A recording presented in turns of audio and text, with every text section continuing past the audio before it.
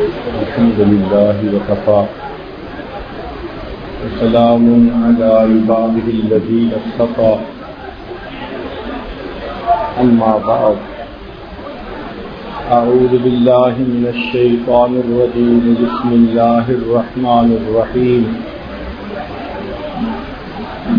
إن في ذلك لآيات لقوم يتفكرون سبحان ربك رب العزة عما يصفون وسلام على المرسلين والحمد لله رب العالمين اللهم صل على سيدنا محمد وعلى آل سيدنا محمد وبارك وسلم اللهم صل على سيدنا محمد وعلى آل سيدنا محمد وبارك وسلم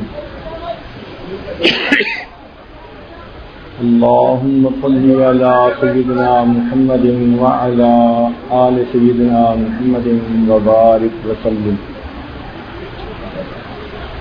انسان کو اللہ رب العزت نے دو نعمتوں سے نوازا ہے،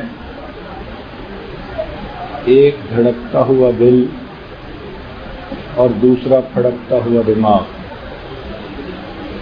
یہ دھڑکتا ہوا دل انسان کے ایموشنز کا مقام ہے اور یہ پھڑکتا ہوا دماغ انسان کے خیالات کا مقام ہے. جو خیال انسان کے ذہن میں پروسیس ہوتا ہے یہ اس کی عقل کا کام ہے. جس طرح کمپیوٹر کے اندر میتھ کو پروسیسر ہوتا ہے کہ اگر کوئی ایکویشن ہو تو میتھ پروسیسر اس کو سالو کر کے واپس بھیج دیتا ہے، اسی طرح انسان کی باڈی میں یہ تھاٹ پروسیسر ہے جو اللہ نے بنایا ہوا ہے. آپ دماغ کو کوئی ایک خیال دے دیجئے، یہ اس کے اوپر تانا بانا بننا شروع کر دے گا اور ایک بات کی پوری کہانی نکال لے گا. چنانچہ اس عقل کی وجہ سے انسان اچھے اور برے کے درمیان ڈفرینشیٹ کر سکتا ہے، دوست اور دشمن کی تمیز کر سکتا ہے، جائز اور ناجائز کا پتہ لگا سکتا ہے اور بال کی کھال اتار سکتا ہے. یہ تمام عقل کے کرشمے ہیں کہ جن کی وجہ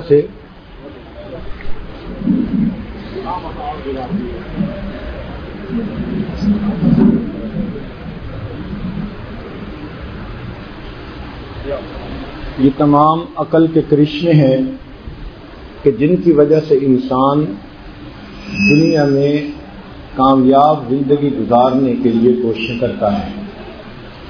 آپ ذرا شیر کی زندگی کو دیکھیں کہ وہ جنگل کا بادشاہ کہلاتا ہے مگر ساری زندگی کچا گوشت کھاتا ہے. انسان کو دیکھیں کہ گوشت کو کس طرح پروسیس کر کے کھانے بنا کے یہ استعمال میں لا رہا ہوتا ہے. کہیں پر steam roast, fried chicken, chicken nuggets, chicken jalfrezi, french fry, drumstick, chops, chapli kebab, barbecue. اگر سوپ دیکھیں تو چائنیز سوپ، کارن سوپ، پھر قیمہ مٹر، قیمہ کریلا، مرغ پلاؤ، مندی، بریانی. ایک مرتبہ فرانس میں ایک سیمینار کے اندر شرکت کا موقع ملا تو وہاں تقریباً 300 ڈیلیگیٹس تھے. انہوں نے ان تمام کے لیے ایک بڑے جانور کو ذبح کر کے اور اس کے پورے جسم کے اندر ایک سٹیل راڈ لگا کر اور روسٹ کر کے اس کو لٹکا دیا تھا. 350 آدمیوں میں سے جو چاہتا تھا جسم کے جس حصے کا گوشت چاہتا وہ وہیں سے کاٹ کے استعمال کرتا. ایک جیسی نمک مرچ سارے گوشت کے اندر تھی. ایسے بھی لوگ ہیں جو صرف ویجیٹیبل کی 100 سے زیادہ ڈشز بنا لیتے ہیں. تو یہ عقل کے کرشمے ہیں. انوویشن آتی ہے انسان کے اندر کہ وہ ایک چیز سے دوسری چیز تیسری چیز کو کرتا چلا جاتا ہے. چنانچہ عقل کی وجہ سے انسان جانوروں کو بھی سدھا لیتا ہے. اگر ہم اپنے پاسٹ میں دیکھیں تو پرانے وقتوں میں طوطا اور مینا کو بولنا سکھایا جاتا تھا اور یہ بڑی بات سمجھی جاتی تھی. کبوتر کو پیغام پہنچانے کا جاب دیا جاتا تھا. گھوڑے کو ڈانس سکھا دیتے تھے. تو اس قسم کے چند کام پچھلے زمانے میں لوگوں کی انٹرسٹ کا باعث بنے ہوئے تھے. آج کے موسٹ ماڈرن سائنٹیفک دور میں انسان نے جانوروں کی نفسیات کو اچھی طرح سمجھ لیا. چنانچہ اس نے جانوروں کو ایسی ایسی چیزیں سکھائیں کہ جن کو دیکھ کے انسان حیران ہوتا ہے. ہمیں ایک مرتبہ بالٹیمور ایکویریم دیکھنے کا موقع ملا تو وہاں پر ڈالفن شو تھا. ایک بال جس کو انہوں نے 30 فیٹ اوپر لٹکایا ہوا ہے، وہ مچھلی پانی میں سے نکلتی ہے اور 30 فیٹ چھلانگ لگا کر جمپ کر کے وہ بالآخر اس بال کو ٹچ کرتی ہے ایک اشارے کے اوپر. ایک جگہ دیکھا کہ انہوں نے بنمانس کو کراٹے سکھائے ہوئے تھے. اب اس کے مقابلے میں جتنے بھی لوگ آتے تھے وہ ان کو بلاک کرتا تھا، پنچ لگاتا تھا اتنی تیزی کے ساتھ کہ انسان حیران ہوتا تھا. ہم نے سویڈن میں ایک مرتبہ لائیو سٹاک دیکھا. دودھ کا وقت تھا تو گائے کی 3 قطاریں لگی ہوئی تھیں اور وہ 3 قطاروں میں خود بخود آتی تھی اور ایک عورت ملکنگ مشین اٹیچ کر دیتی تھی اور جب ملک ختم ہو جاتا تھا تو گائے خود اس ملکنگ مشین کو ڈیٹیچ کر کے وہاں سے چلی جاتی تھی. پھر اگلی گائے خود آ کے کھڑی ہو جاتی تھی. اتنا ڈسپلن تھا ان جانوروں میں کہ انسان حیران رہ جاتا ہے کہ ان کو انسانوں نے کس طرح سے دھار لیا.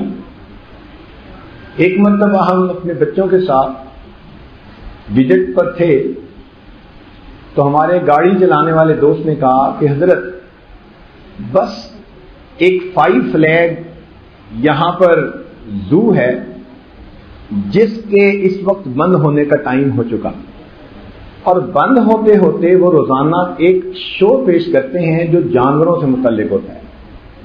تو اگر آپ اجازت دیں تو میں رک جاؤں. تو اس عاجز نے کہا کیا ضرورت ہے، چلو. چھوٹے بچے ساتھ تھے، انہوں نے انسسٹ کرنا شروع کر دیا ابو جی جانوروں کا ہی تو شو ہے. تو میں نے انہیں کہا ٹھیک. اور واقعی ہم بالکل ایگزٹ کے اوپر تھے. جیسے ایگزٹ لیا ودن 3 منٹس ہم اس زو کے دروازے پر تھے. ہم نے ایک عجیب منظر دیکھا. ایک ہاتھی کھڑا ہے اور اس کو انہوں نے ایک رسہ باندھا ہوا ہے جو موٹا بحری جہاز کا رسہ ہوتا ہے اور وہ رسہ معلوم نہیں کتنے 100 میٹر لمبا ہوگا. آئٹم یہ تھا کہ جتنے لوگ زو دیکھ کے اس وقت واپس جانے لگتے تھے وہ ان تمام کی ہاتھی کے ساتھ رسہ کشی کرواتے تھے. ہم تو گاڑی میں ہی بیٹھے رہے مگر ہم نے دیکھا دور کہ رسے کے ساتھ جتنے لوگ آئے ہوئے تھے، مرد عورتیں چھوٹے بڑے سب کے سب پکڑ کے کھڑے ہوئے ہیں اور جہاں تک نظر جاتی تھی ہمیں انسان نظر آتے تھے. ہزاروں میں تھے شاید وہ لوگ اور دوسری طرف اکیلا ہاتھی. اب جب آپس میں کمپٹیشن کا ٹائم آیا تو ایک بندے نے اعلان کیا کہ اب ہم رسہ کشی کروانے والے ہیں. آپ نے ہمت کر کے اس ہاتھی کو 13 سٹیپ پیچھے کھینچنا ہے. اگر آپ 13 سٹیپ اس کو بیک کر لیں گے تو آپ ون کر جائیں گے.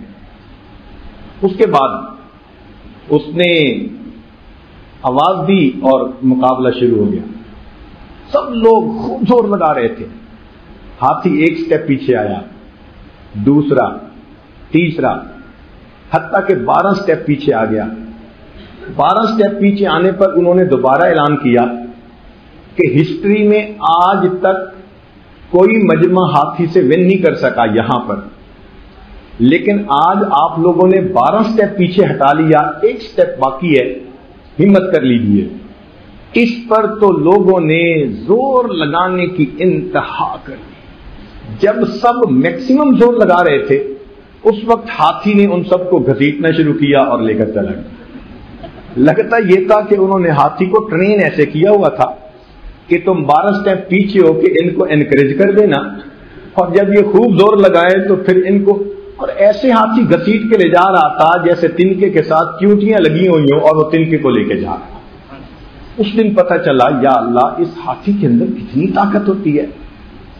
हमने एक जगह पर हाथी का फुटबॉल मैच देखा। फुटबॉल भी खैर बड़े साइज का था, मगर वो सब के सब अपनी ट्रंक के साथ उसको हिट कर रहे थे, और बाकायदा दोनों तरफ गोल बने हुए थे, और गोल के अंदर भी एक हाथी खड़ा हुआ था कि गोल न कोई कर सके। हैरत की बात, हाथी का फुटबॉल में। और एक जगह पर हमने इससे भी ज्यादा अजीब चीज देखी कि एक हाथी को उन्होंने पेंटिंग सिखाई हुई थी।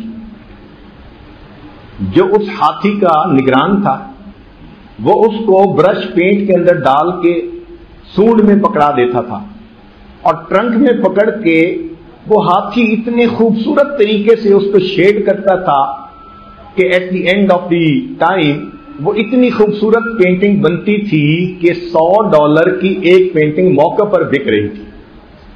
अब बताइए, हाथी और पेंटिंग और उसमें शेड का पता चलाना, या अल्लाह। लेकिन सिखाने वालों ने सिखा दिया।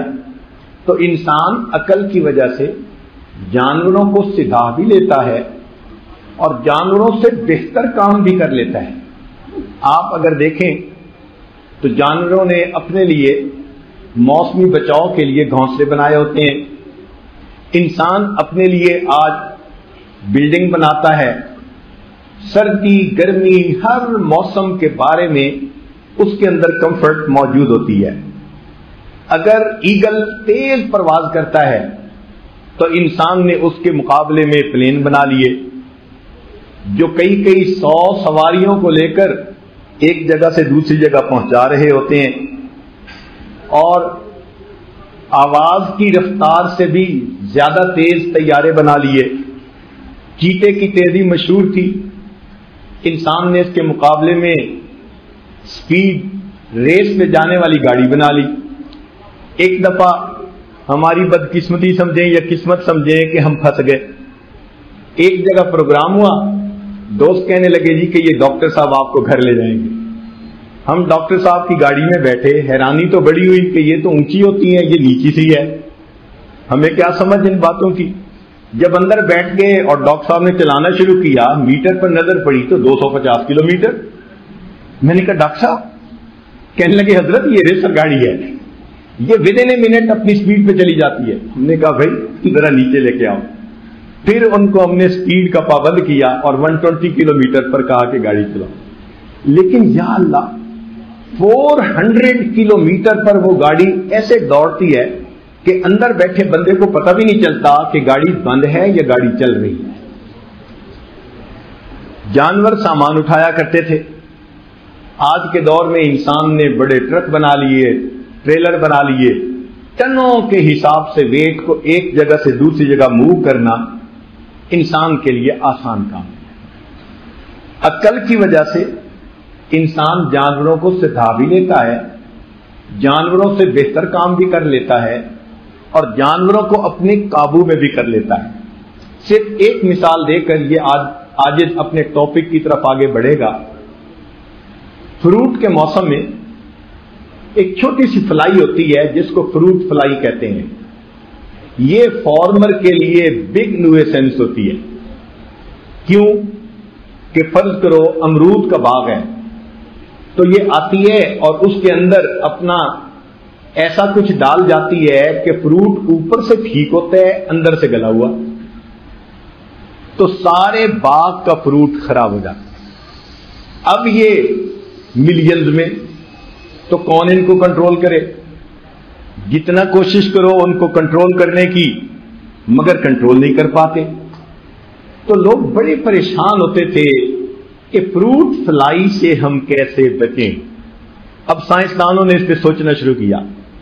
They came up with the idea کہ جی یہ فیمیل اس کے اندر جو مادہ ڈالتی ہے یہ اس وقت ڈالتی ہے جب میل اس سے میٹ کرتا ہے. تو بھئی میل کو میٹ کرنے سے ہی منع کر دو. انہوں نے کہا کہ آپ کیسے منع کریں گے؟ انہوں نے اس کا حل نکالا کہ جب میل فیمیل کی طرف اٹریکٹ ہوتا ہے تو فیمیل کے اندر سے ایک خاص قسم کی سینٹ محسوس ہوتی ہے. اس سے میل کو انڈیکیٹ ہو جاتا ہے کہ اس فیمیل کو اس وقت میل کی ضرورت ہے. انہوں نے اس آرٹیفیشل سینٹ کو بنا لیا اور بنانے کے بعد اس میں پوائزن ملا کر ایک جگہ کے اوپر اس کو لٹکا دیا. اب ایریے میں جتنے میل تھے سب بھاگے اس کی طرف کہ ادھر ریکوائرمنٹ ہے. وہاں پہنچے تو سینٹ تو وہی تھا مگر پوائزنس تھا تو مر گئے. انہوں نے تمام میلز کو کل کر دیا اور ملینز آف جو فلائیز تھی وہ اس فروٹ کو خراب کرنے میں ناکام ہو گئی، اس لیے کہ اولاد تو میل کے ساتھ ہوتی ہے. تو اب دیکھیے کیا ٹیکنیکل پوائنٹ نکالا کہ اتنی فروٹ فلائی موجود ہے مگر وہ نقصان نہیں دے سکتی جس نقصان کا پہلے اندیشہ تھا. یہ سب انسان کے اپنے عقل کی کمال ہے. عقل کو انسان نے اتنا زیادہ استعمال کیا کہ دنیا میں حیران کن چیزیں بنا دی. آج کی سائنسی دنیا میں آئنسٹائن ایک سائنسدان ہے، اس کی اس طرح ریسپیکٹ ہوتی ہے جیسے دین کے فیلڈ میں انبیاء کی ریسپیکٹ ہوتی ہے. وجہ کیا بنی؟ اس نے تھیوری آف ریلیٹیوٹی پیش کی. اس نے بتایا کہ ٹائم ڈائلیٹ ہو جاتا ہے، ماس یہ ہو جاتی ہے، اور پھر اسی نے بتایا کہ کس طرح ماس انرجی کے اندر کنورٹ ہو جاتی ہے.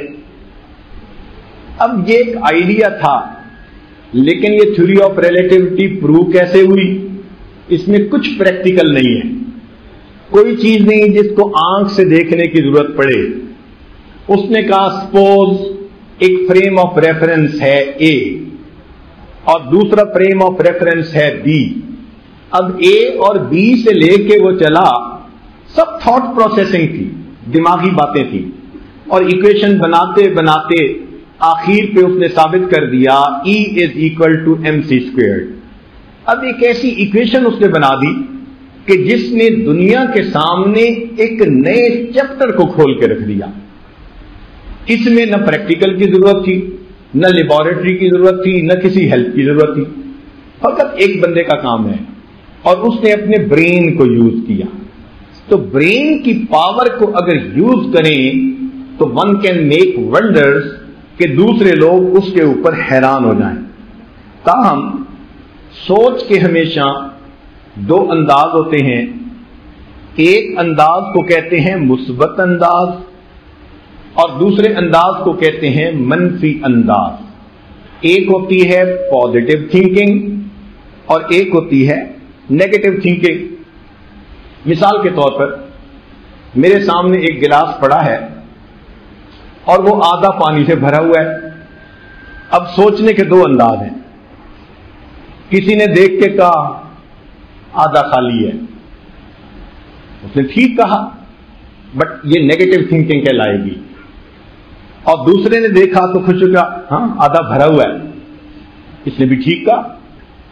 جس نے کہا آدھا بھرا ہوا ہے اس نے بھی ٹھیک کہا مگر اس نے مثبت طریقے سے سوچا. جس نے منہ بنا کے کہا آدھا خالی ہے اس نے بھی ٹھیک کہا مگر اس نے منفی طریقے سے سوچا. پھول کھلا ہوا تھا، ایک بندہ جو بڑا ہی خوش تھا اس کی نظر پھول پر پڑی تو وہ کہنے لگا کہ آج میں ہی خوش نہیں، ان کلیوں کو دیکھیں، انہوں نے بھی آج اپنی پتیوں کو کھولا ہوا ہے، خوشی کا اظہار کر رہی ہیں. ایک صاحب گھر سے نکلے اور ذرا ڈپریسڈ کنڈیشن میں تھے، ان کی نظر اسی پھول پر پڑی تو انہوں نے شعر بنایا، آ ملے ہیں سینہ چاکانے چمن سے سینہ چاک، کہ میں بھی سینہ چاک تھا اور پھول کو دیکھو اس کا بھی سینہ چاک ہے، پتیاں کھلی ہوئی ہیں۔ پھول ایک ہی ہے، ایک کی پازیٹو تھنکنگ تھی، ایک کی نیگیٹو تھنکنگ۔ چنانچہ ایک ٹہنی تھی جس کے اوپر روزز بھی تھے اور کانٹے بھی تھے۔ اس کو دیکھ کر ایک بندے نے کمنٹ کیا، یار کیا بات ہے، جہاں روزز ہوتے ہیں وہی کانٹے ہوتے ہیں۔ اب اس کو فرسٹریشن ہو رہی تھی کہ جہاں روزز ہوتے ہیں وہی کانٹے ہوتے ہیں۔ تو دوسرے نے اس کو کہا کہ ہاں یہ سوچو کہ دنیا میں اگر کانٹے ہوتے ہیں تو ان کے ساتھ پھول بھی ہوتے ہیں۔ اب بات تو دونوں ایک ہی ہے، مگر ایک کو کہیں گے پازیٹو تھنکنگ اور دوسرے کو کہیں گے نیگیٹو تھنکنگ۔ چنانچہ دو آدمی قیدی تھے، ان کو تھوڑی دیر کے لیے ریلیز کیا گیا کہ ذرا باہر کی فریش ایئر لے لے۔ وہ چند منٹ باہر رہے، دوبارہ کمرے میں آئے، ایک دوسرے سے بات کرنے لگے، یار لگتا ہے باہر بارش ہوئی ہے۔ ایک نے پوچھا کیسے؟ اس نے کہا یار میری درخت پر نظر پڑی، پتے دھلے ہوئے تھے، پھول بہت خوبصورت چمک رہے تھے، پھل تھے۔ اس نے کہا کہ تم نے کیسے نتیجہ نکالا؟ اس نے کہا میں نے دیکھا زمین پہ کیچڑ سا بنا ہوا تھا، بہت مڈ بنی ہوئی تھی۔ اب دیکھیے بات دونوں نے ٹھیک کی ہے، مگر ایک کی نظر پھل اور پھول پر پڑی اور دوسرے کی نظر کیچڑ اور مڈ کے اوپر پڑی۔ ہمیشہ آپ دیکھیں گے انسانوں کی سوچ اسی طرح عدلتی بدلتی ہے، بات ایک ہی ہوتی ہے، ایک بندہ ایک اینگل سے دیکھ رہا ہوتا ہے اور دوسرا بندہ دوسرے اینگل سے دیکھ رہا ہوتا ہے۔ خوش ہوتا ہے تو پازیٹو تھنکنگ اور ناراض ہوتا ہے تو نیگیٹو تھنکنگ۔ وہ ایک بیوی بہت خوش ہو رہی تھی، خامد ذرا موڈ میں تھا، اس نے پوچھا اتنی خوش کیوں ہو رہی ہو؟ کہنے لگے ذرا میری آنکھیں دیکھو، یہ تو ایکٹریس فردوس سے ملتی ہیں۔ اس نے کہا ہاں یہ آپس میں تو ملتی نہیں، فردوس سے کیا ملیں گی؟ اب یہ انسان کی بات ہے نا، جو چاہے آگے سے جواب دے دے۔ چنانچہ ایک صاحب دیہات میں بی اے پاس تھے اور بڑے خوش تھے کہ میں پورے گاؤں میں گریجویٹ ہوں۔ ایک دن بیوی خفا ہو گئی تو کسی عورت نے پوچھ لیا کہ تیرا خامند لکھا پڑھا ہے؟ کہنے لگا ہاں 2 لفظ پڑھے وہ بھی الٹے، یعنی الفاظ ہوتے ہیں نا اے بی، تو میرے خامند نے 2 لفظ پڑھے اور وہ بھی بی اے پڑھا ہوا ہے۔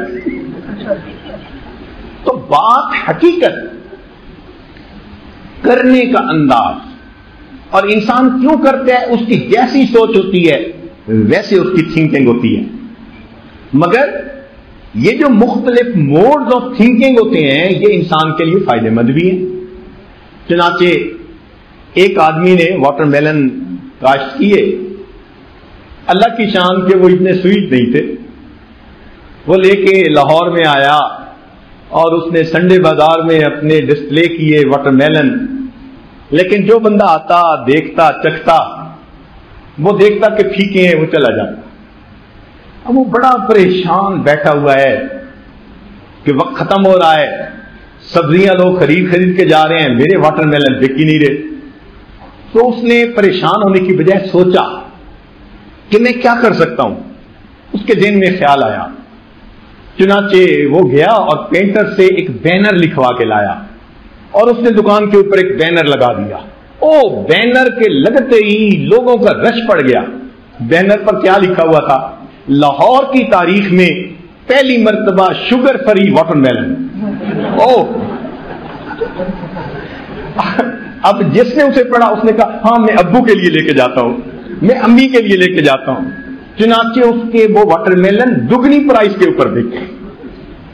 تو انسان کی سوچ کے مختلف اینگل ہوتے ہیں، یہ انسان کے اپنے اوپر منحصر ہے کہ وہ اس کو پازیٹو طریقے سے استعمال کرے یا نیگیٹو طریقے سے استعمال کرے۔ اسی لیے بات کرنے کا بھی انداز ہوتا ہے۔ ایک ہی بات کو آپ ایسے کر سکتے ہیں کہ دوسرا خوش ہو جائے، اسی بات کو ایسے بھی کر سکتے ہیں کہ اگلے کو آگ لگ جائے۔ ایک بادشاہ صاحب کو خواب آیا، اس نے دیکھا کہ میرے سارے دانت گر گئے۔ اس نے کہا بھئی کسی تعبیر دینے والے کو بلاؤ۔ ایک تعبیر دینے والے صاحب آئے، مگر کوئی اتنے سوفسٹیکیٹڈ وہ نہیں تھے، ان کو بات چیت کا کوئی اندازہ نہیں تھا۔ انہوں نے سمپل سی تعبیر دے دی، بادشاہ سلامت، آپ کے سب بچے بیویاں بس آپ کی آنکھوں کے سامنے مریں گی، اس کی یہ تعبیر ہے۔ اس کو بڑا غصہ آیا، اس کے 2 جوتے لگاؤ، لے جاؤ اس کو۔ خیر اس کے جوتے لگ گئے۔ پھر بادشاہ پریشان کہ بھائی مجھے تعبیر تو پوچھنی ہے۔ اس نے کہا یار کسی اور اچھے بندے کو جو سمجھدار ہو اس کو لے کے آؤ۔ اب سمجھدار صاحب آ گئے، مگر تعبیر تو وہی تھی، مگر اس کو سمجھ تھی کہ مجھے بات کیسے کرنی ہے۔ بادشاہ نے خواب سنایا، اس نے بڑا خوشی کا اظہار کیا، بادشاہ سلامت کی تو بڑا ہی اچھا خواب ہے، بڑا ہی اچھا خواب ہے۔ اس نے کہا تعبیر کیا؟ بادشاہ سلامت، آپ کی عمر آپ کے تمام بچوں سے زیادہ لمبی ہوگی۔ بادشاہ نے کہا انعام دے کے رخصت کر دیا جائے۔ بات تو ایک ہی تھی، وے آف پریزنٹیشن تھا۔ وے آف پریزنٹیشن اگر پازیٹو ایٹیٹیوڈ ہو تو دوسرے کو اچھا لگ جاتا ہے، اور اگر رف ایٹیٹیوڈ ہو تو دوسرے کو انسان الٹا دکھ پہنچا دیتا ہے۔ ایک بچہ تھا جس کو ماں باپ نے اچھی تربیت دی تھی، تو مہمان اس بچے سے بہت متاثر ہوئے۔ وہ آتا اور ان کے لیے کھانا لگاتا دسترخوان پر، پھر برتن اٹھا کے لے جاتا۔ اتنے سلیقے سے وہ کام کرتا کہ اس نے مہمان کا دل جیت لیا۔ مہمان جانتے تھے کہ یہ میزبان کا بڑا بچہ ہے، اس کی عمر کوئی 8-9 سال ہی تھی۔ اس کا جی چاہا کہ میں ذرا اس دیر اس سے بات چیت کروں اور میں معلوم کروں کہ اس کے والد نے اس کی اچھی تربیت کیسے کی ہے۔ چنانچہ ایک دن اس نے آ کے کھانا لگایا، جانے لگا تو اس نے جلدی سے اس سے بات چھیڑی، بچے ذرا بات سنو، تم سب سے بڑے ہو۔ تو جب اس نے کہا نا کہ بچے تم سب سے بڑے ہو، تو وہ بچہ تھوڑا سا شرما کے پیچھے ہٹا، کہتے انکل سچی بات تو یہ ہے اللہ سب سے بڑے ہیں۔ انکل سچی بات تو یہ ہے اللہ سب سے بڑے ہیں، ہاں بہن بھائیوں میں میری عمر زیادہ ہے۔ اب دیکھیے بات تو وہی تھی، لیکن سوفسٹیکیشن ہے کہ وے آف پریزنٹیشن اس کا کتنا خوبصورت تھا۔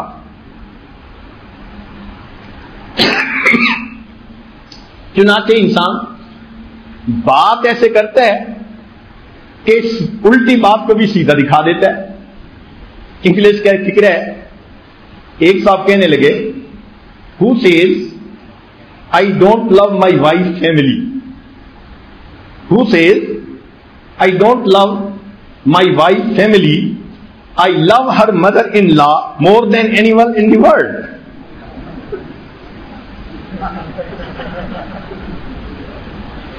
کون کہتا ہے کہ میں اپنی وائف کی فیملی سے محبت نہیں کرتا، مجھے اس کی ساس دنیا کی تمام عورتوں سے زیادہ عزیز ہے۔ اب الفاظ ہیں، لیکن اتنے خوبصورت الفاظ میں اس نے میسج لپیٹ دیا کہ بات بھی کر دی، دوسرے کو پتہ بھی اتنا نہیں چلا۔ تو یہ انسان کی عقل کے کمال ہے، مگر اصول کی بات یہ ہے کہ انسان کی شخصیت پر اس کی سوچ کا اثر ہوتا ہے۔ اگر وہ پازیٹو تھنکنگ رکھے تو اس کی پرسنالٹی اس حساب سے ڈیولپ ہوتی ہے، اور اگر نیگیٹو تھنکنگ رکھے تو اس کی پرسنالٹی کی ڈیولپمنٹ پھر اس حساب سے ہوتی ہے۔ مثال کے طور پر آپ ذرا غور کیجئے، مکھیاں 2 طرح کی ہوتی ہیں، ایک کہلاتی ہے شہد کی مکھی، اس کی سوچ پازیٹو،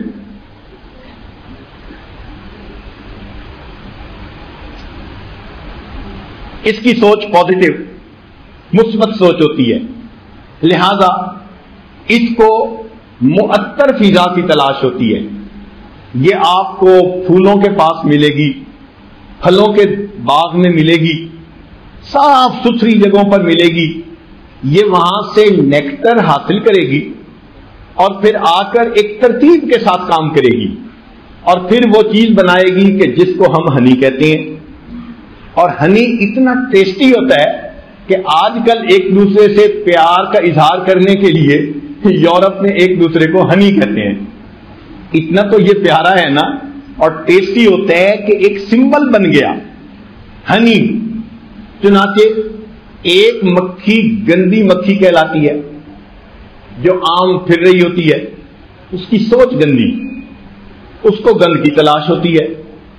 وہ آپ کو باغوں میں نہیں ملے گی، گھروں میں بھی بیت الخلاء میں ملے گی، جہاں کوڑے کا ڈبہ ہوگا وہاں ملے گی، جہاں کوئی روٹن چیز ہوگی وہاں ملے گی.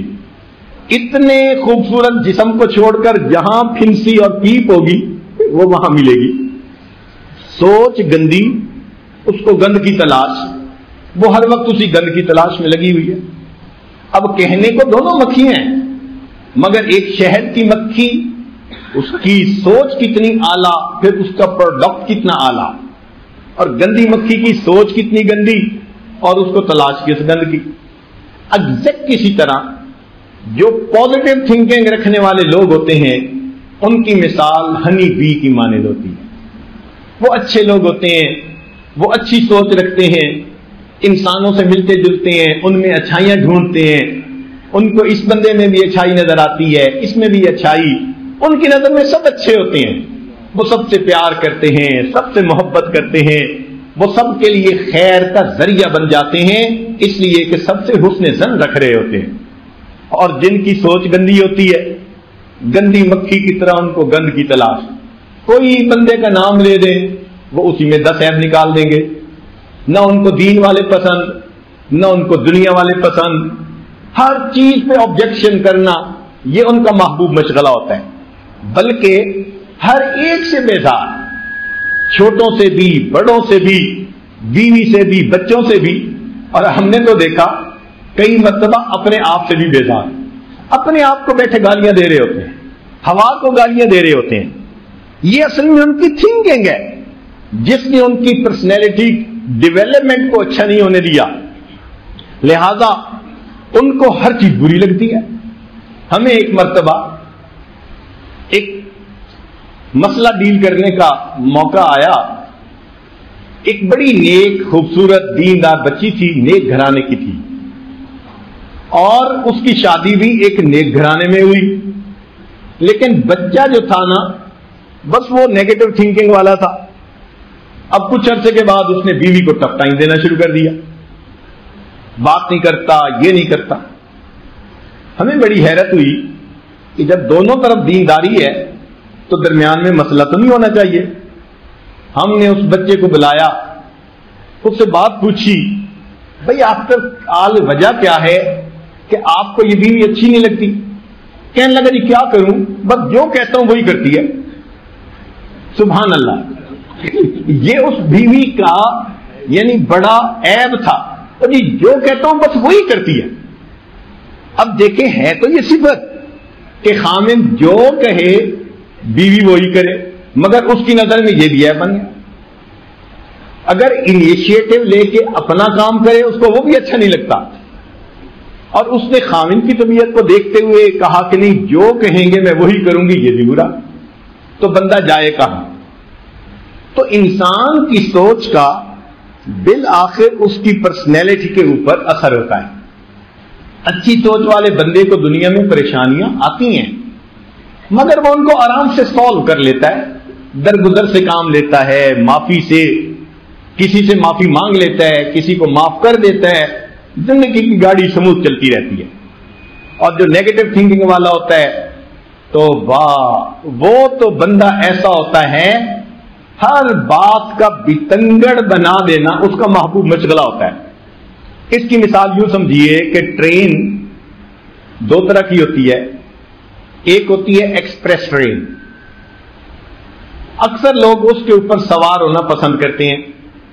وجہ کیا ہے کہ وہ چلتی ہے تو تیز سپیڈ کے ساتھ، راستے میں اسٹیشن چھوٹے چھوٹے آتے رہتے ہیں، وہ ہر اسٹیشن پہ کھڑی نہیں ہوتی، جب اسٹیشن آنے لگتا ہے نا وہ تھوڑا سا سلو ڈاؤن ہوتی ہے اور اسٹیشن کراس کر کے پھر بھاگتی ہے، پھر اگلا اسٹیشن آ گیا، تھوڑا سا سلو ڈاؤن ہوئی، اسٹیشن کراس کر کے پھر بھاگی، تو وہ رکتی نہیں ہے، چند جگہوں پہ رکتی ہے، ایک آدھ جگہ پر، ورنہ منزل پہ تیزی سے پہنچا دیتی ہے۔ لوگ ڈبل پرائس پے کر کے ٹکٹ لیتے ہیں اور تھوڑے ٹائم میں منزل پہ پہنچنے کی وجہ سے ایکسپریس ٹرین پہ سفر کرنا پسند کرتے ہیں۔ ایک ہوتی ہے پیسنجر ٹرین۔ کسی کاروباری بندے کو کہہ دیں کہ جناب آپ ذرا بیٹھیے بمبے سے دہلی پیسنجر ٹرین میں اور آپ 3 دن میں پہنچ جائیں گے، آپ کو مفت ٹکٹ دیتے ہیں، کہے جی اپنی ٹکٹ اپنے پاس رکھیں۔ کون بندہ 3 دن کا ٹائم لگائے اور ہر اسٹیشن پہ کھڑا ہوتا ہوا جائے؟ تو معلوم ہوا کہ پیسنجر ٹرین پہ وہی سفر کرتا ہے جس کو تھوڑا سفر کرنا ہوتا ہے ایک اسٹیشن سے دوسرے اسٹیشن تک۔ لمبے سفر کرنے والے ان ٹرینوں کے اوپر سفر نہیں کیا کرتے، ان کے نزدیک وقت قیمتی ہوا کرتا ہے۔ انسان بھی 2 طرح کے، کچھ لوگ ہوتے ہیں ایکسپریس ٹرین کی طرح زندگی گزارنے والے، ان کو آبجیکٹو کلیئر ہوتا ہے، ان کو پتا ہوتا ہے کہ میں نے اپنی زندگی میں یہ آبجیکٹو اچیو کرنا ہے، یہ مقصد حاصل کرنا ہے۔ چھوٹی موٹی کوئی پرابلم ہوتی ہے، وہ اس پرابلم کو فوراً سالو کر کے، جیسے اسٹیشن آ گیا، گاڑی تھوڑی سی سلو ہوئی، پھر بھاگنا شروع کر دیتے ہیں۔ پھر کوئی دوسرا پرابلم آ جاتا ہے، پھر وہ اس کو سالو کر کے پھر بھاگتے ہیں۔ تو وہ ایکسپریس ٹرین کی طرح اپنے مقصد کی طرف جا رہے ہوتے ہیں۔ اور کچھ لوگ ہوتے ہیں کہ اپنی ازدواجی زندگی کو پیسنجر ٹرین کی طرح، میں نے دیکھا سالن میں نمک ہی ٹھیک نہیں، اب اس پہ میاں بیوی میں ڈائلاگ ہو رہی ہے۔ اب بتاؤ یہ کوئی بات ہے؟ بھائی کم ہے تو زیادہ کر لیں، زیادہ ہے تو کوئی دوسری چیز استعمال کر لیں، یہ کوئی لڑنے والی بات تو نہیں ہے نا۔ ایک دفعہ آپ انڈیکیٹ کر دیں گے تو دوسری دفعہ صحیح چیز بن جائے گی، مگر نہیں۔ دیکھیں مجھے گرم روٹی نہیں ملی، آج میں تیار ہو گیا اور دیکھو میری بیوی نے تیار ہونے کے 5 منٹ بعد کپڑے آئرن کر کے مجھے دیے۔ چھوٹی موٹی چیزیں ہیں، کبھی انسان کی طبیعت ٹھیک نہیں ہوتی، کبھی اس کا موڈ ٹھیک نہیں ہوتا، کبھی سستی بھی ہو جاتی ہے، یہ انسان کے ساتھ لگی ہوئی چیزیں ہیں۔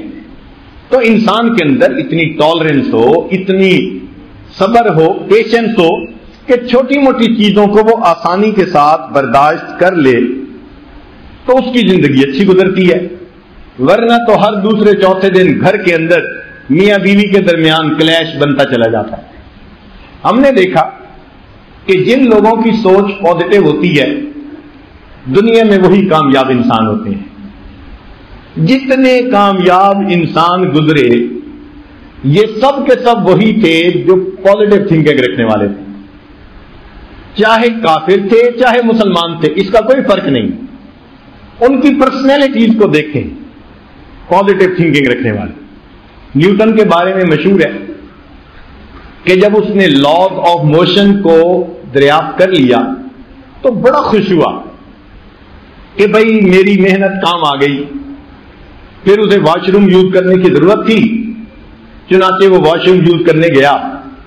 اس کے گھر میں ایک کتا تھا جو اس نے پالا ہوا تھا۔ وہ کتا کہیں کمرے میں گھس آیا تو سارا کمرہ کاغذ ہی کاغذ نظر آتے تھے۔ آپ نے کبھی ڈاکٹرز کی گاڑی دیکھی ہو یا انجینئر کی گاڑی دیکھی ہو تو آپ کو آسانی سے اندازہ ہو جائے گا، دائیں بائیں آگے پیچھے آپ کو سب یعنی پیپر ہی پیپر نظر آئیں گے۔ ان کا کام ہوتا ہے پیپر سے متعلق، لہذا ان کی گاڑیوں میں بھی پیپر آگے پیچھے، یہ تو تھا ہی سائنسدان۔ اب وہ جب کتا آیا تو ایک جگہ چراغ جل رہا تھا، وہ جب ایک جگہ سے دوسری جگہ جانے لگا تو چراغ جو گرا تو کمرے میں جتنے کاغذ تھے ان کاغذ کو آگ لگ گئی اور نیوٹن کے واپس آنے پر سب کچھ جل کے راکھ بن چکا تھا۔ اب جو باہر نکلا عام آدمی ہوتا تو وہ تو شوق میں چلا جاتا کہ میری محنت ضائع ہو گئی، مگر وہ گھبرایا نہیں۔ اس نے اتنا کہا اپنے کتے کو کہ تم نے میرا کام بڑھا دیا، اس سے زیادہ کچھ نہیں کہا. اور پھر اس نے اپنے کمرے کی صفائی کی اور پھر نئے کاغذ منگائے. جو اس کے مائنڈ کے اندر میموریز تھی پرانی، اس نے ان کو ریپروڈیوس کرنا شروع کر دیا، اور ود ان نیکسٹ 1 year اس نے لاز آف موشنز کو دوبارہ ڈیولپ کر لیا. تو جن لوگوں کی پازیٹو تھنکنگ ہوتی ہے وہ اتنے کرائسس کے باوجود بھی کرائسس کو مینیج کر لیتے ہیں اور اپنی ڈیسٹینیشن تک پہنچ جاتے ہیں. اٹلی کا ایک سائنسدان تھا، وہ چاہتا تھا کہ بھئی کپڑے کو سینے کے لیے ہاتھ سے سوئی استعمال کی جاتی ہے. جب ہاتھ سے کپڑے سیے جاتے تھے نا تو سوئی کے بیک سائڈ پر سوراخ ہوتا تھا، اس میں دھاگا ڈالا جاتا تھا اور عورتیں ہاتھ سے کپڑے سیتی تھی. اس نے سوچا کہ میں آٹومیٹک مشین بناؤں، لیکن مشین تو آٹومیٹک بن گئی. پرابلم یہ آتی تھی کہ سوئی جب چلتی تھی تو ٹوٹ جاتی تھی، تھوڑی تھوڑی دیر بعد سوئی ٹوٹتی تھی. بڑی محنت کی اس نے مگر کوئی صورت نہیں بنتی تھی. وہ بندہ تھکا نہیں، اس نے گیو اپ نہیں کیا.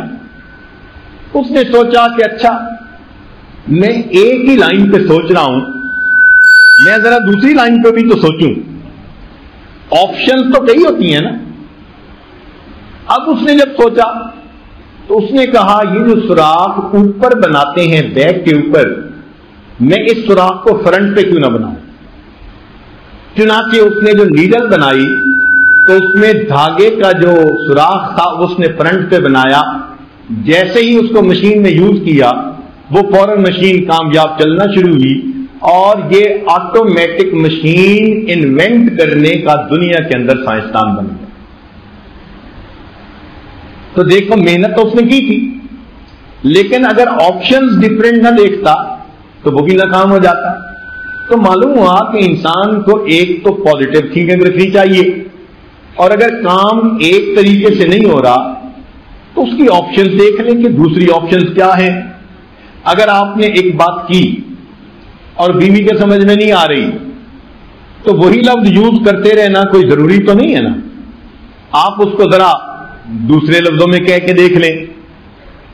ہو سکتا ہے کہ ان لفظوں میں آپ کہیں تو آپ کی بیوی کو وہ جلدی بات سمجھ میں آ جائے اور ایگری کر جائے کہ ٹھیک ہے ہم ایسے کر لیتے ہیں.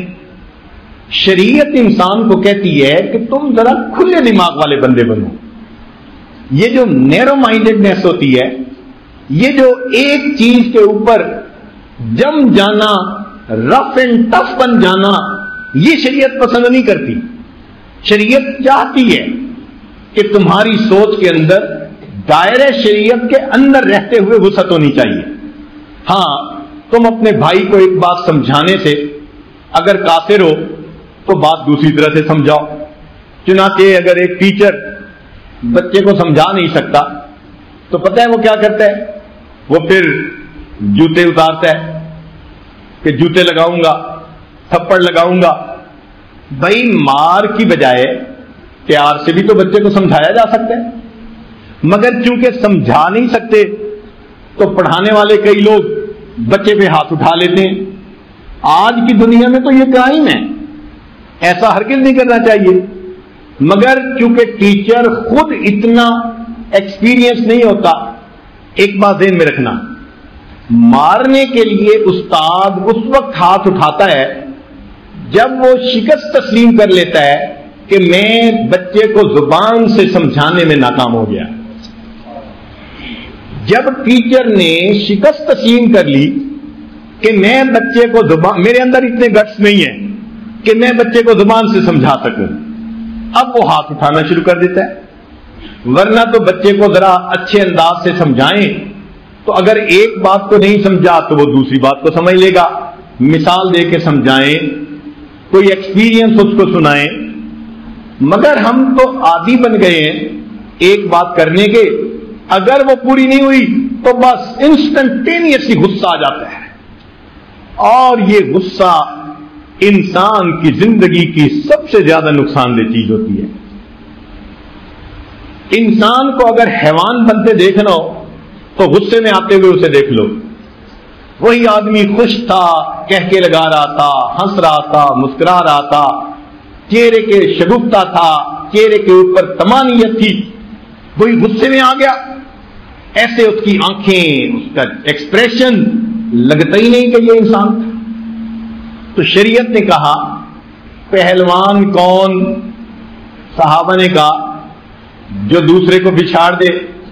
نبی علیہ السلام نے فرمایا نہیں، جو اپنے غصے کو قابو پا لے وہ انسان پہلوان ہوتا ہے. تو شریعت نے پسند کیا کہ انسان اپنے غصے پہ قابو پا لے. یاد رکھیں، سکسیسفل میرڈ لائف گزارنے کے لیے غصے کو قابو میں رکھنا یہ ایک بنیادی ضرورت ہوتی ہے. جن لوگوں کا غصہ قابو میں نہیں، انہی کے گھر ٹوٹ جاتے ہیں. ایک نوجوان میرے پاس آیا، حضرت بس اچانک غصہ آ گیا اور میں نے غصے میں طلاق دے دی بیوی کو. میں نے کہا آج تک کوئی مثال دو کہ کسی نے خوش ہو کے بیوی کو طلاق دی ہو. بھئی دیتا تو غصے میں ہی ہے نا، مگر تم اتنے غصے میں آئے کیوں؟ چھوٹی چھوٹی باتوں پہ غصہ. کبھی کبھی تو اتنی چھوٹی باتیں کہ انسان حیران ہوتا ہے. چنانچہ ایک ملک میں ہمیں پتہ چلا کہ میاں اور بیوی دونوں PhD ڈاکٹر، اور 23 سال زندگی گزارنے کے بعد ایک معمولی بات پہ ان کے درمیان سیپریشن ہو گئی. ہم نے جب سنا تو ہمیں حیرت ہوئی، یا اللہ 23 سال تو زندگی کا ایک بڑا حصہ ہوتا ہے. 23 سال اکٹھے رہے اور چھوٹی سی بات پہ الگ ہو گئے. بات بھی بھلا کیا تھی کہ میاں صاحب ایک دن اٹھے تو ان کی صبح صبح میٹنگ تھی. انہوں نے کہا اوہو میرے پاس تو ٹائم تھوڑا ہے، چلو میں ذرا ٹوتھ برش کر لوں، میں میٹنگ کے لیے چلا جاتا ہوں، ناشتہ بعد میں کروں گا. اب وہ جب ٹوتھ پیسٹ کرنے کے لیے آئے تو بچہ کوئی واش روم یوز کر رہا تھا، تو کچن میں چلے گئے. وہاں کے شیف پہ کھڑے ہو کے انہوں نے ٹوتھ برش کر لیا اور چلے گئے. جب بیوی صاحبہ گھر آئی اور انہوں نے دیکھا کہ کچن کے واش بیسن میں ٹوتھ برش کیا ہوا ہے، اس کو بڑا غصہ آیا کہ میرا خاوند تو ذرا بھی سوفسٹیکیٹڈ نہیں ہے، اس کو ایٹیکیٹس نہیں آتے، اس کو اتنا بھی نہیں پتا کہ کچن کے واش بیسن میں ٹوتھ برش نہیں کرنا چاہیے. غصے میں جب خاوند چھٹی سے واپس آیا، آتے ہی اس نے مسئلہ چھیڑ دیا کہ آپ بہت رف ہیں اور ٹف ہیں اور فلاں ہیں اور ایٹیکیٹس نہیں ہیں. اس نے تھوڑا جسٹیفائی کرنے کی کوشش کی، مگر بیوی تو قبول کرنے کے لیے تیار ہی نہیں تھی. وہ بات بڑھتی گئی، اتنا ڈائلاگ آپس میں بڑھا کہ بالآخر دونوں غصے میں آئے اور فیصلہ کر لیا کہ جی ہم ایک دوسرے سے الگ ہو جاتے ہیں، اور اس بات پر دونوں کے درمیان طلاق ہو گئی. جب میں نے سنا تو میں نے سنانے والے کو کہا مسکرا کے کہ ہاں مجھے بھی لگتا ہے کہ دونوں PhD تھے. تو وہ میری طرف دیکھتا ہے، کہتا ہے پیر صاحب مطلب کیا؟ میں نے کہا میرا مقصد ہے اردو کے PhD. کہنے لگے کیا مطلب؟ میں نے کہا PhD پھرا ہوا دماغ. بھئی ایسے بندے کو تو پھر اردو کا PhD کہنا چاہیے نا کہ پھرا ہوا دماغ ہے بیچارہ. اتنی سی بات پہ زندگی کا اتنا بڑا فیصلہ. مگر یہ سب غصے کے نقصانات ہیں کہ غصے کی وجہ سے انسان اتنے بڑے بڑے فیصلے کر پاتا ہے. اور اگر انسان کے اندر ٹالرنس ہو، پیشنس ہو، تو بہت کرائسس کے اندر سے بھی وہ گزر جایا کرتا ہے. چنانچہ کامیاب ازدواجی زندگی گزارنے کے لیے ٹالرنس کی اور پیشنس کی بہت ضرورت ہے. آپ کبھی درخت کو دیکھیں، ہم نے سرد ملکوں میں دیکھا ایک درخت پتے بھی ہیں، پھول بھی ہیں پھل بھی ہیں، بھرا ہوا ہے پھلوں سے. سردیاں شروع ہونے لگتی ہیں، پھل بھی ختم پھول بھی ختم، سارے پتے جھڑ جاتے ہیں، اور وہ درخت بالکل ایسے جیسے لکڑی گاڑی ہوئی ہوتی ہے. اس درخت کو پتا ہے میں پتوں سے محروم ہو گیا، پھولوں سے محروم ہو گیا، پھلوں سے محروم ہو گیا، اس لیے کہ موسم ناموافق آ گیا. اب مجھے اس ناموافق موسم میں صبر کے ساتھ ہر چیز کو برداشت کرنا ہے. وہ درخت کھڑا رہتا ہے، اس لکڑی نما درخت کے اوپر سنو پڑ رہی ہوتی ہے. جب چلڈ ایئر چلتی ہے تو -20 ڈگری سینٹی گریڈ کی ٹھنڈی ہوا اس کو لگ رہی ہوتی ہے، اور وہ درخت لکڑی کی طرح بالکل خاموش کھڑا رہتا ہے. 3 مہینے اس کو صبر دکھانا پڑتا ہے. 3 مہینے کے بعد نہ سنو رہتی ہے نہ چلڈ ایئر رہتی ہے، پھر بہار شروع ہوتی ہے، موسم نارمل ہو جاتا ہے. اسی لکڑی نما درخت میں سے پھر سپراؤٹنگ شروع ہو جاتی ہے، پھر اس میں سے ٹہنیاں نکل آتی ہیں، پتے نکل آتی ہیں. اسی درخت کو اللہ تعالیٰ پھر پھول دے دیتے ہیں، اسی درخت کو اللہ تعالیٰ پھر پھلوں سے لاد دیتے ہیں. تو ہم انسان ہیں، ہم اس درخت سے اتنا تو سمجھنے کی کوشش کریں. ایک بچی کی شادی ہوتی ہے تو ابتدا میں اس کو ان لاز کے اندر جا کے سیٹل ہونے میں کچھ پرابلم ہوتے ہیں. اب اس موقع پہ اگر اس کو ماں باپ یہی کہیں کہ بیٹی یہ نئی جگہ ہے، تم ان کے دلوں کو ون کرو، تمہیں تھوڑا سا ٹائم لگے گا، ہمبلنس اختیار کرو، خدمت کرو، محبت دو، پیار دو، اور اس بچی کو سمجھائیں کہ دیکھو ناموافق موسم میں درخت بھی تو اس طرح ہوتا ہے، اللہ اس کو بھی پھل دے دیتے ہیں. تمہارے ہاں بھی ماحول ناموافق ہے، تھوڑے دن صبر کے ساتھ گزارو، یہ سارے لوگ تم سے محبت کرنے لگ جائیں گے. ہم نے دیکھا کہ ابتدا میں ان لاز کو جو برا رویہ تھا وہ بچی کے صبر کی وجہ سے اتنا اچھا ہوتا ہے کہ گھر کے سارے ڈیسیژن وہ پھر اسی بہو کے ذمہ لگا دیتے ہیں. اور کئی جگہوں پہ دیکھا کہ ذرا سی بات پہ ادھر کے پیرنٹ ادھر کے پیرنٹ آپس میں الجھنا شروع ہو جاتے ہیں، چنانچہ نتیجہ یہ کہ بچوں میں طلاق ہو جاتی ہے.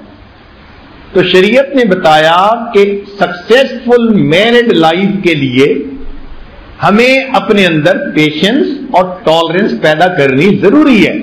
اس کے بغیر زندگی کی گاڑی نہیں چلتی.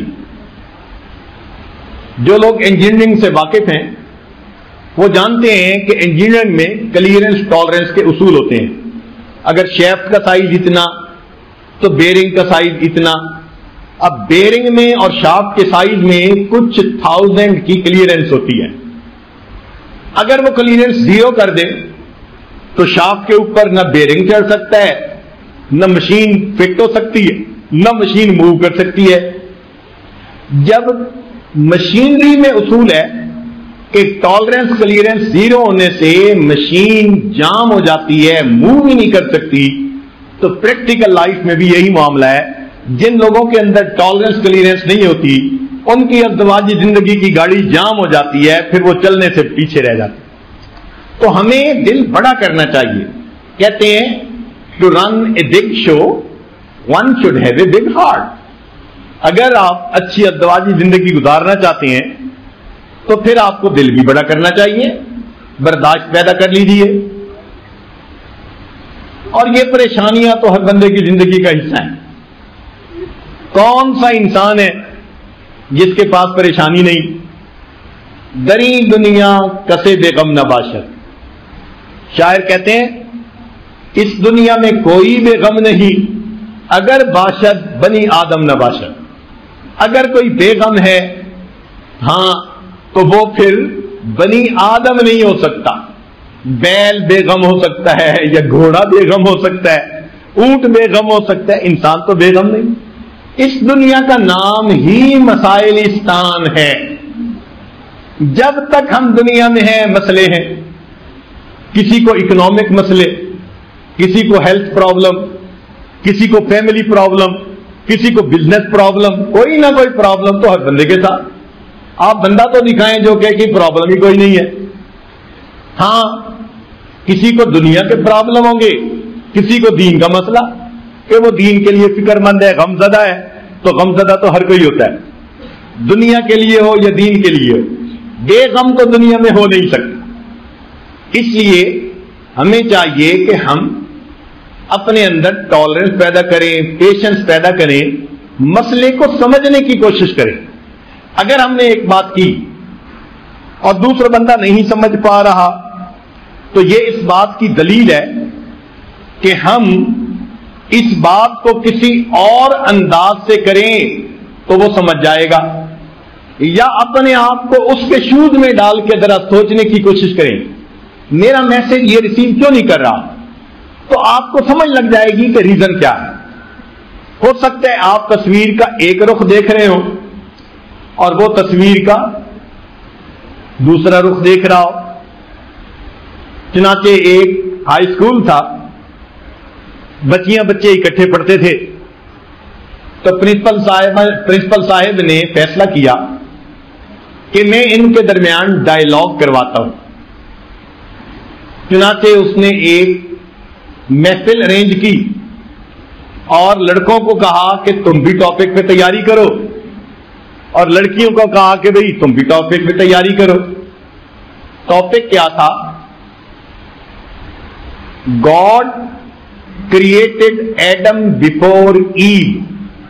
اللہ تعالیٰ نے آدم علیہ السلام کو اما حوا سے پہلے پیدا کیا، کیونکہ اب آگے دلائل دینے تھے. لڑکوں نے بڑی تیاری کی، خوب تیار ہو کے آئے، اور لڑکے کو پہلے موقع مل گیا. اب اس نے خوب تقریر کی جوش کے ساتھ، God created Adam before Eve because Adam was superior, Adam was strong, Adam was this and this. اس نے تو ایسی ایسی باتیں کی کہ سننے والے حیران ہو گئے کہ اب اس کے مقابلے میں تو کوئی بات کر ہی نہیں سکتے. اب باری آئی لڑکی کی بات کرنے کی، تو لوگ سوچ رہے تھے کہ یہ آگے سے کیا بات کرے گی، مگر لڑکی نے آ کے کہا God created Adam before Eve because there is always a rough sketch before the role model.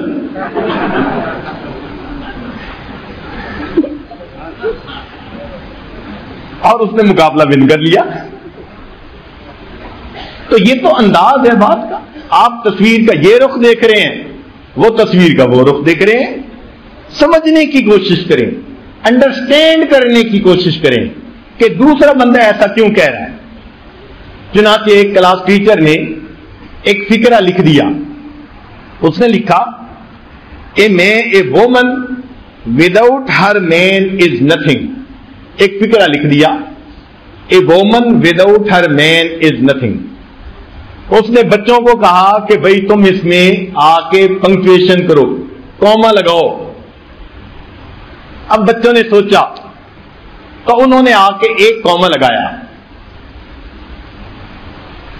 A woman without her man comma is nothing. تو ان کا مقصد پورا ہو گیا اور وہ بڑے خوش ہو گئے کہ ہم نے اس فکرے کا ایسا معنی بنا دیا کہ اب تو کوئی دوسرا معنی ہو ہی نہیں سکتا. کیا؟ A woman without her man comma is nothing. اب لڑکیوں کو ٹیچر نے کہا بھئی تم بھی آؤ اور اس پہ کوئی کوما لگاؤ، فکرہ بناؤ. ایک لڑکی آئی اور اس نے آ کے دو کومے لگائے، a woman comma without her comma man is nothing.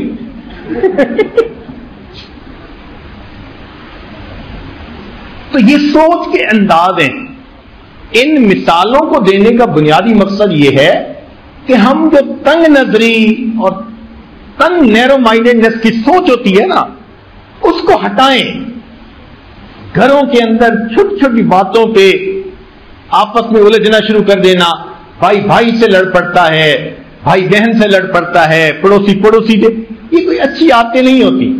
ایسے انسان کوئی معاشرے کا، سوسائٹی کا اچھا انسان نہیں کہلاتا. تو ہماری ڈیولپمنٹ اگر ایسی ہو کہ ہم مثبت سوچ کے عادی ہوں تو پھر یقیناً ہم اللہ کے بندوں کے لیے راحت جان بن جائیں گے. چنانچہ ایک انجینئر کی بھی مثال سن لیجئے. وہ اپنے گھر میں ڈرائنگ پہ کام کر رہے تھے. ان کی وائف کسی کام کے لیے گئی ہوئی تھی اور چھوٹا بچہ جو اکلوتا تھا وہ گھر میں تھا. اب وہ 4 سال کا بچہ کبھی اس چیز کو چھیڑتا کبھی اس کو. ان کو بڑا ٹف ٹائم دے رہا تھا. وہ کنسنٹریشن سے کام نہیں کر پا رہے تھے. اب ان کو بیٹے سے پیار بھی تھا. وہ چاہتے بھی تھے میں شاؤٹ نہ کروں, میں بچے کو کہوں کچھ نہ, مگر یہ بھی چاہتے تھے میرا کام بھی ہو جائے. تو وہ سوچ میں پڑے کہ میں کیا کروں. ان کے سامنے اخبار کا پیج پڑا ہوا تھا اور اس کے اوپر ورلڈ میپ بنا ہوا تھا. انہوں نے ایک کینچی سے نا اس کے کئی ٹکڑے کر دیے, 15-20, اور بچے کو بلایا اور کہا کہ بیٹا یہ ٹیپ ہے اور یہ کاغذ کے ٹکڑے ہیں, اگر تم اس ورلڈ میپ کو بالکل ٹھیک ٹھیک جوڑ کے لاؤ میں تمہیں ونیلا آئس کریم لے کے کھلاؤں گا. اب بچے تو آئس کریم پہ قربان ہوتے ہیں, مگر شرط یہ ہے بیٹا کہ تم دوسرے کمرے میں جاؤ, سکون کے ساتھ بیٹھ کے اپنا کام کرو. اس نے کہا ٹھیک.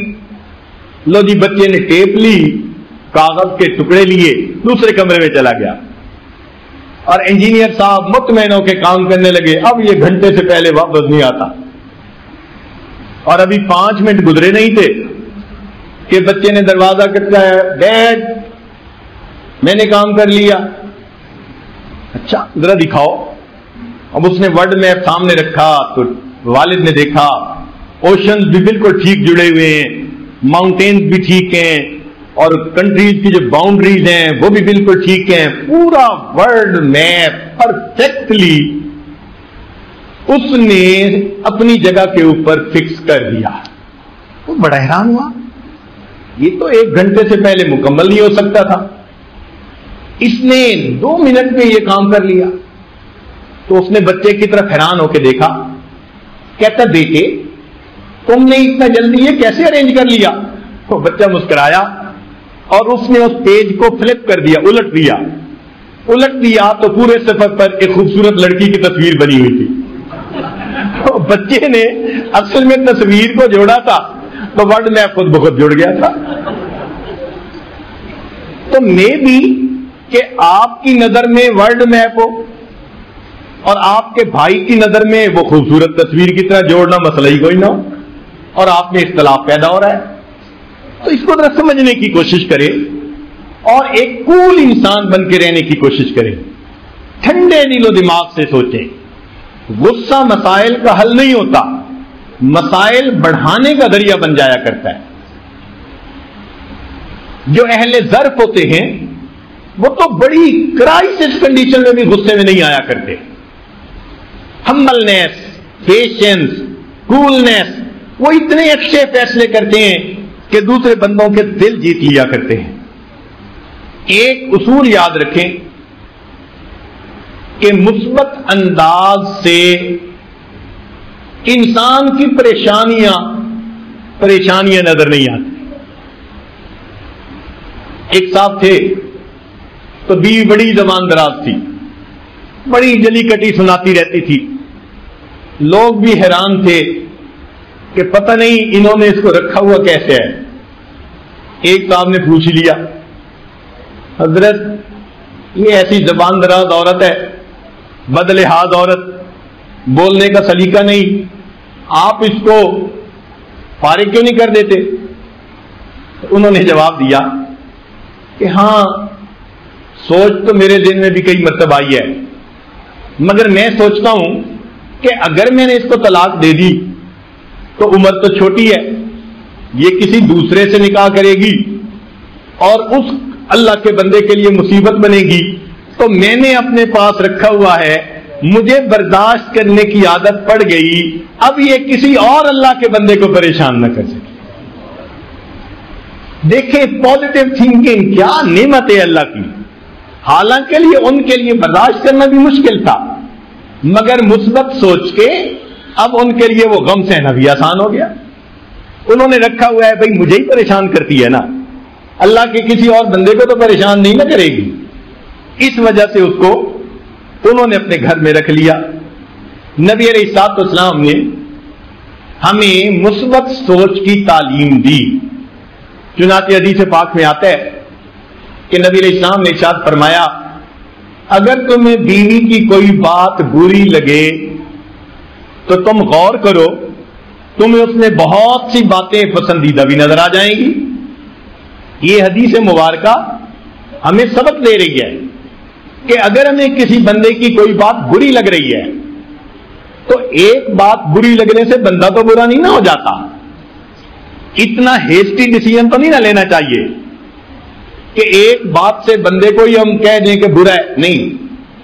نبی علیہ السلام نے فرمایا کہ اگر تمہیں اپنی بیوی میں کوئی بات بری نظر آتی ہے تو فرمایا غور کرو، تمہیں اس میں کئی باتیں بہت اچھی بھی نظر آئیں گی جنہیں تم پسند کرتے ہوگے، تو بھئی اچھی باتوں کی وجہ سے تم اس کی اچھائیوں کو سامنے رکھو۔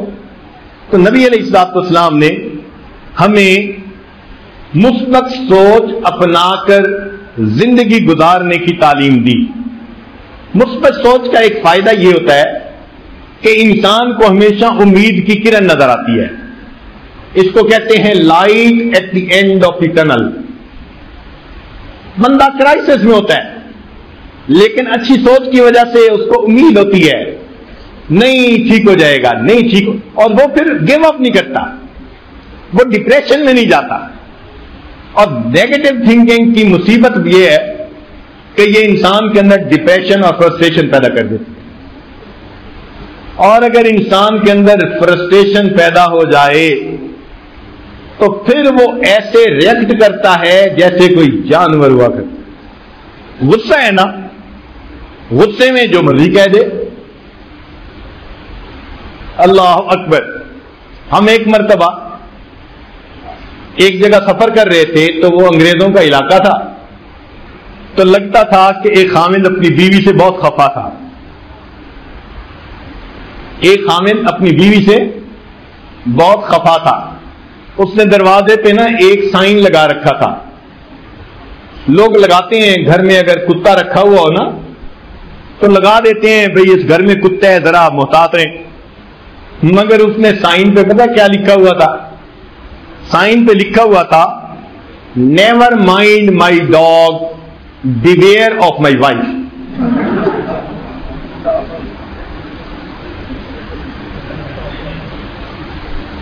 انسان ہے، فرسٹریشن میں آ کے وہ کچھ بھی کہہ دیتا ہے۔ تو شریعت نے کہا کہ اچھی زندگی گزارنے کے لیے مثبت اذاب اپناؤ اور منفی انداز سے اپنے آپ کو بچاؤ، کیونکہ منفی انداز سے ڈپریشن اور ڈپریشن سے مایوسی، اور شریعت نے کہا کہ مایوسی کفر کی مانند ہے، تو شریعت نے مایوسی کو کفر کہا ہے، اس لیے مومن دنیا میں مایوس نہیں ہو سکتا، اس لیے کہ نیگیٹو تھنگ آ ہی نہیں سکتی۔ ہمیشہ اچھی سوچ رکھنے والے لوگ دنیا کے اندر کامیاب ہوتے ہیں، ہمیشہ یہ اصول ہے۔ اچھی سوچ رکھنے والے لوگ دنیا میں کامیاب ہوتے ہیں۔ چنانچہ بائبل میں بھی ایک واقعہ لکھا ہے اور قرآن مجید میں بھی اس کی طرف اشارہ ہے۔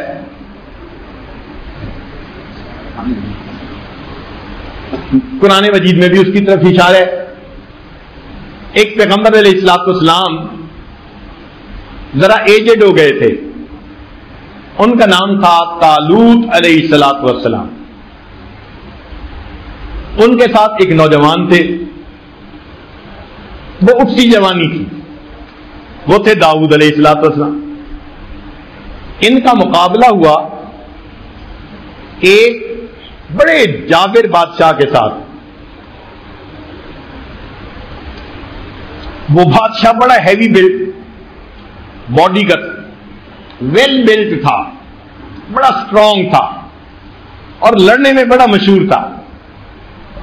تو کہتے ہیں کہ جب آمنے سامنے آئے تو یہ بائبل کے الفاظ ہیں کہ طالوت علیہ السلام نے اس کو دیکھا تو دیکھ کے کہنے لگے oh it's very difficult to kill him because he is very big. انہوں نے کہا it's very difficult to kill him because he is very big. اور اتنے میں داؤد علیہ السلام آ گئے، وہ نوجوان تھے. انہوں نے جب دیکھا تو وہ دیکھ کے مسکرائے اور کہنے لگے oh it's very easy to kill him, he is very big, I will never miss him. یہ اتنا بڑا میرا ٹارگیٹ ہے، میرا نشانہ خطا ہی نہیں جا سکتا. تو دیکھیں مثبت نظر سے جس نے دیکھا، اور وہی ہوا کہ داؤد علیہ السلام نے نشانہ لگایا جو جالوت کو لگا اور اللہ نے پھر ان کو کامیابی عطا فرما دی. تو مثبت انداز سے سوچنا یہ انسان کے لیے کامیابی کا ذریعہ بنتی ہے. مگر ایک بڑی خوبصورت بات یہ ہے کہ اللہ نے انسان کو صلاحیت دی ہے، وہ چاہے تو اپنی منفی کو اپنی مثبت بنا سکتا ہے. اس کو اللہ نے یہ کیپیبلٹی دی ہے، اس کو اللہ نے یہ صفت دی ہے کہ وہ اپنی شکست کو اپنی فتح میں بدل سکتا ہے، اپنی برائی کو اپنی اچھائی میں تبدیل کر سکتا ہے. چنانچہ فرض کرو ایک بندہ گناہوں میں زندگی گزارتا رہا، لوگوں کے لیے درد سر بنا رہا.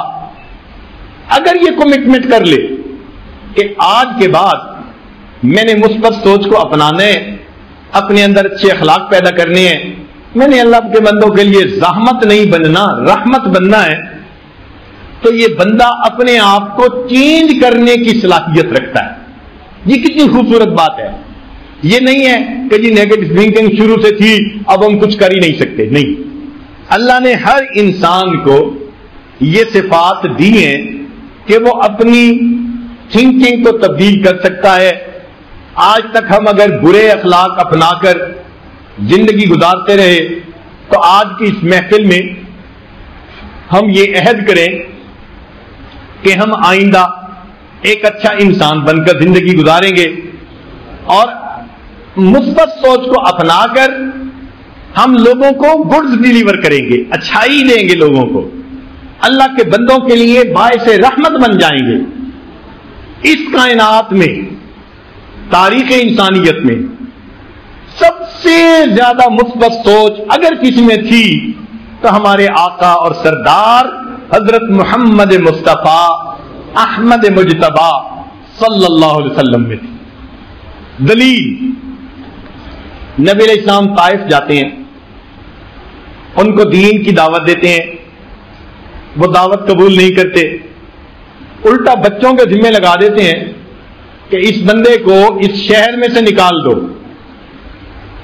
نبی علیہ السلام تھکے ہوئے تھے، بھوک بھی تھی، پیاس بھی تھی، وہ تھوڑی دیر بیٹھنے نہیں دینا چاہتے تھے. بچے پیچھے لگ گئے، پتھر بھی مارتے تھے، حتیٰ کہ آپ کے نالین مبارک لہو سے بھر گئے. اور آپ صلی اللہ علیہ وسلم کو انہوں نے اتنا پریشان کیا، آج کے لفظوں میں ظاہراً ہیوملیٹ کیا.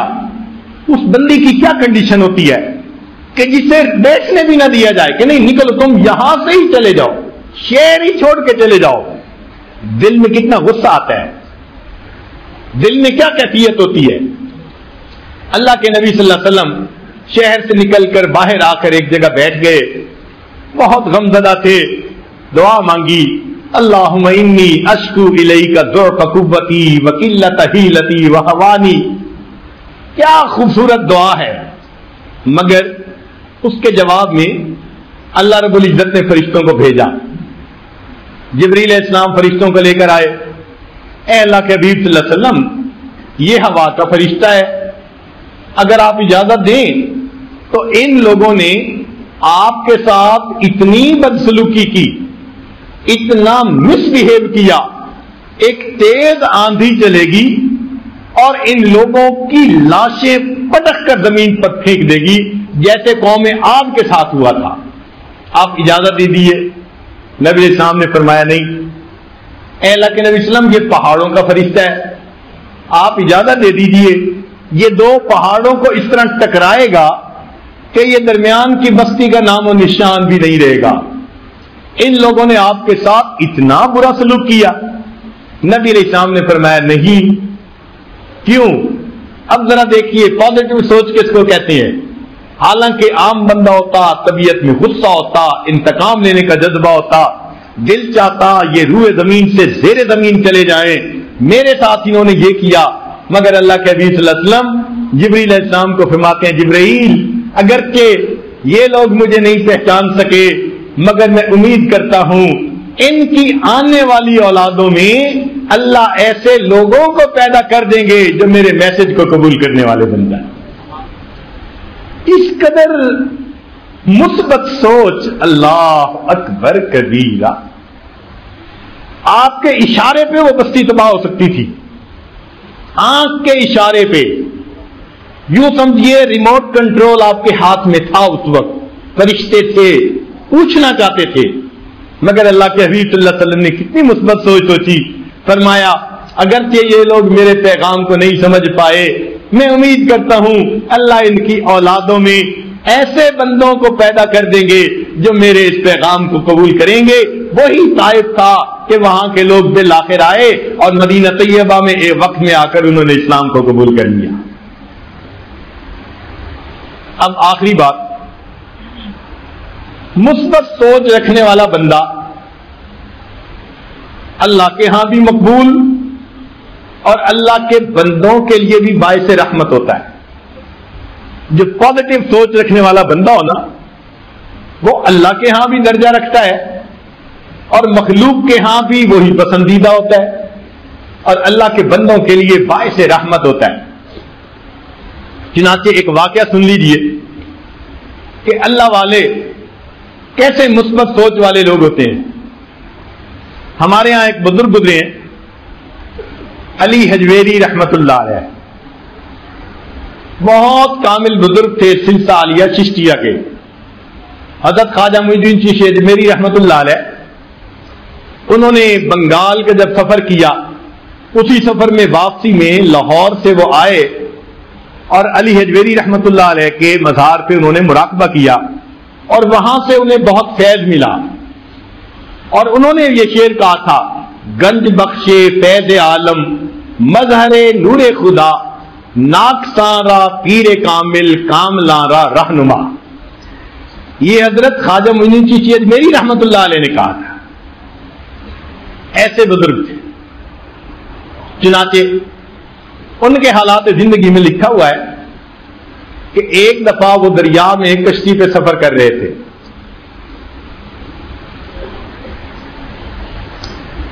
اس میں بہت سارے مرد عورتیں بھی تھے، بچے بھی تھے اور حضرت بھی سفر کر رہے تھے.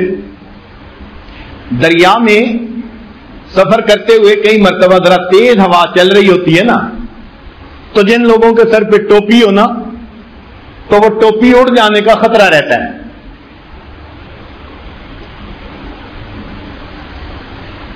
چنانچہ علی اجمیری رحمت اللہ نے ٹوپی اتار لی کہ اڑ کے دریا میں نہ چلی جائے اور جیب میں ڈالی اور بیٹھ کے اپنا ذکر مراقبہ کرنے لگ گئے. اب انہوں نے اپنے سر کی شیو کروائی تھی ایک دن پہلے اور ٹینڈ تھی، اور جب سر شیو کروائے نا تو سر بڑا ملائم نظر آتا ہے. اب وہ بیٹھے ہوئے تھے تو ایک بچہ قریب سے گزرا اور اس بچے نے نا سر پہ ہاتھ لگایا. اس کو بڑا نرم نرم نظر آیا. اس نے جا کے دوسرے کو بتایا. وہ دوسرا بچہ آ گیا، اس نے آ کے ہاتھ لگایا. تیسرا بچہ شرارتی تھا، چنانچہ وہ آیا اور اس نے آ کے ہاتھ لگانے کے لیے دھپی لگا دی. پھر ایک اور بچہ آیا، اس نے ایک اور دھپی لگا دی. اچھا، اب یہ تماشا بن گیا. ساری کشتی کے مرد عورتیں جب ان کو کوئی آ کے دھپی مارتا نا تو کھل کھلا کے ہنستے. اور یہ اللہ کے نیک بندے خاموش بیٹھے ہوئے ہیں. پورے کشتی کے اندر طوفان بدتمیزی بپا تھا. کوئی ماں باپ بچوں کو روک نہیں رہا تھا, وہ انجوائے کر رہے تھے. فقیر سا بندہ ہے اور بچے اس کے ساتھ شرارتیں کر رہے ہیں اور سب ہنس رہے ہیں. جب انہوں نے طوفان بدتمیزی بپا کر دیا, یاد رکھنا جب اللہ والوں کے ساتھ اس طرح مس بہیو کیا جاتا ہے پھر اللہ رب العزت اس کا ایکشن لیا کرتے ہیں. یہ لاوارث لوگ نہیں ہوا کرتے, ان کا وارث خدا ہوتا ہے, اللہ والے ہوتے ہیں. چنانچہ اللہ رب العزت نے الہام فرمایا, میرے پیارے تیرا اتنا صبر کہ تیرے ساتھ یہ بدتمیزی کر رہے ہیں اور آپ اتنے صبر کے ساتھ بیٹھے ہوئے ہیں, کوئی ریئیکٹ بھی نہیں کر رہے. تو الہام ہوا کہ اے میرے پیارے, اگر تو کہے تو میں اس کشتی کو الٹ دوں اور جتنے لوگ کشتی میں سوار ہیں ان سب کو پانی میں غرق کر دوں. جیسے ہی دل میں یہ الہام ہوا تو انہوں نے اسی وقت دعا کے لیے ہاتھ اٹھائے, اللہ اگر آپ کشتی کو الٹنا ہی چاہتے ہیں ان سب لوگوں کے دلوں کی کشتی کو الٹ کے ان کو نیک بنا دیجئے. دعا قبول ہوئی. کہتے ہیں کشتی میں جتنے لوگ تھے ان کو موت سے پہلے اللہ نے اس دنیا میں ولایت کا مقام عطا فرمایا. اس کو مثبت سوچ کہتے ہیں. اللہ آپ نے کشتی الٹنی ہے تو پھر دل کی کشتی الٹے نا, ان کو نیک بنا دیجئے نا. نشہ پلا کے گرانا تو سب کو آتا ہے, مزہ تو تب ہے کہ گرتوں کو تھام لے سا. آج تک ہم منفی سوچ کے ذریعے اللہ کے بندوں کے لیے وبال جان بنے. آج کی اس مجلس میں ہم عہد کریں آئندہ مثبت سوچ اپنائیں گے. بحث سے, مباحثہ سے, لڑائی سے, جھگڑے سے, ان چیزوں سے اجتناب کر کے ایک پرامن انسان, ایک اچھے اخلاق والا انسان بن کے زندگی گزاریں گے. اللہ تعالی ہمیں کامیاب زندگی گزارنے کی توفیق عطا فرمائے. وآخر دعوانا ان الحمد للہ رب العالمین. دعا سے پہلے تھوڑی دیر کے لیے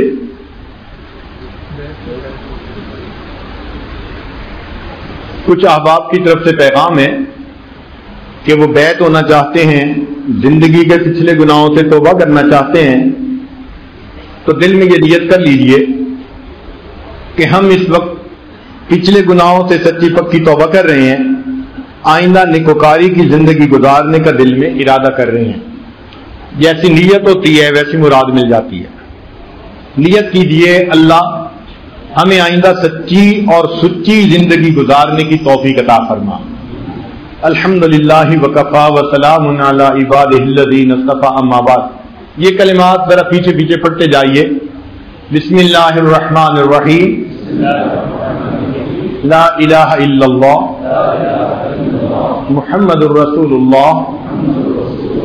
آمنت باللہ وملائکتہ وکتبہ ورسلہ والیوم الآخر والقدر خیرہ وشرہ من اللہ تعالی والبعث بعد الموت.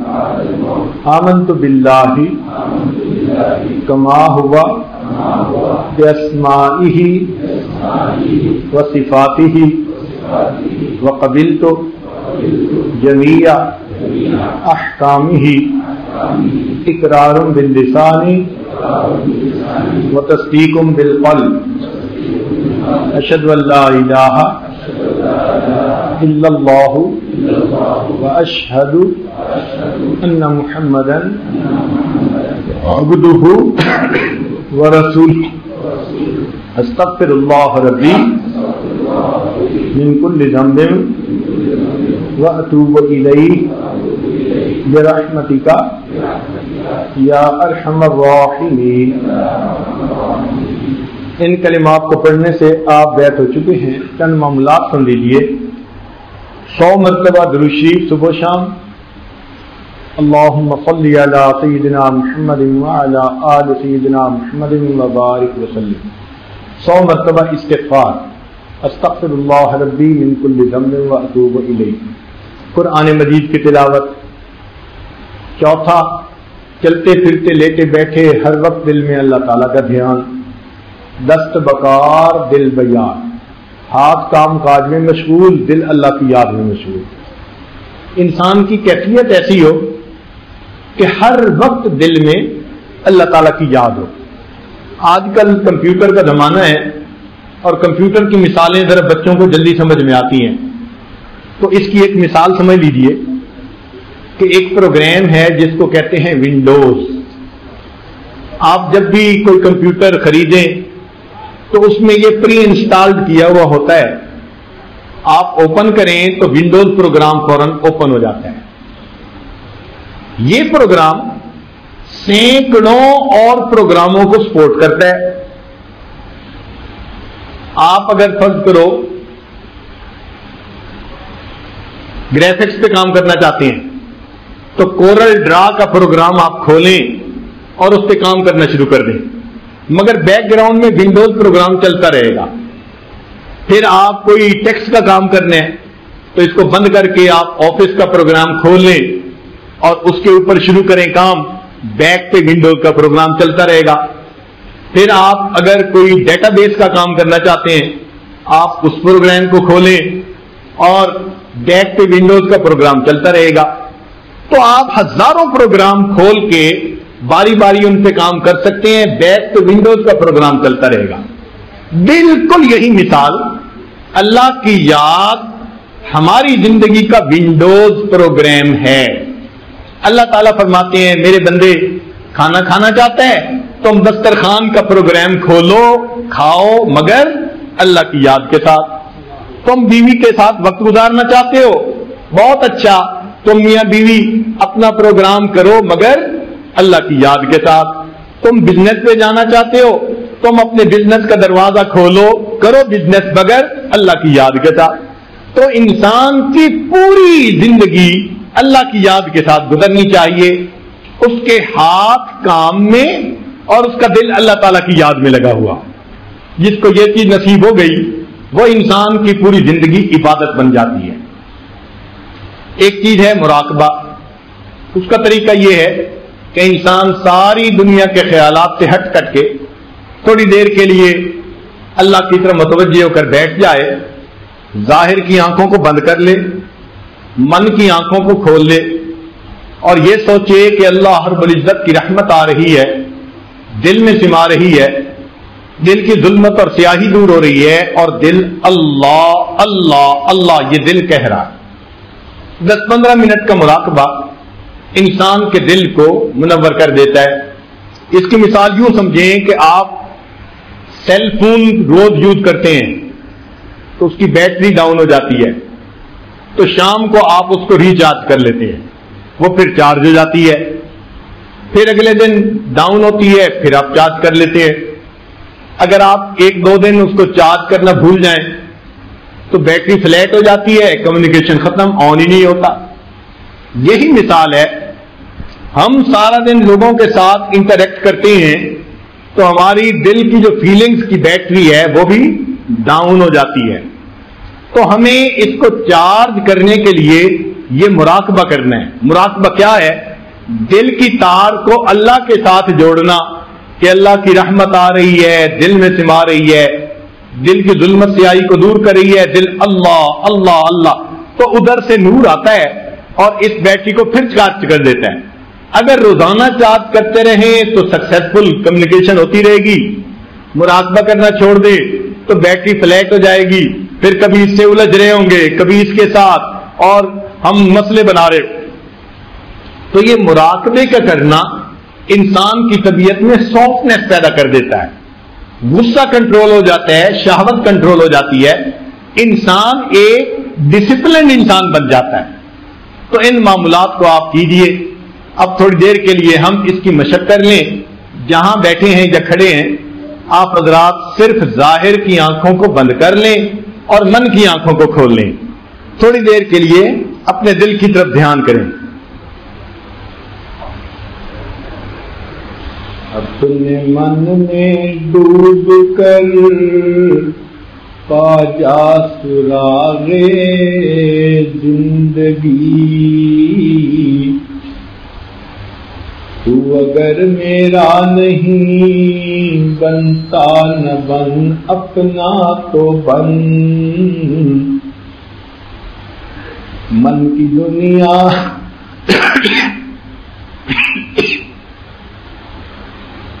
من کی دنیا من کی دنیا سود و مستی جذب و شوق، تن کی دنیا سود و سودا مکر و فن، من کی دولت ہاتھ آتی ہے تو پھر جاتی نہیں، تن کی دولت چھاؤں ہے، آتا ہے دھن جاتا ہے دھن، پانی پانی کر گئی مجھ کو قلندر کی یہ بات،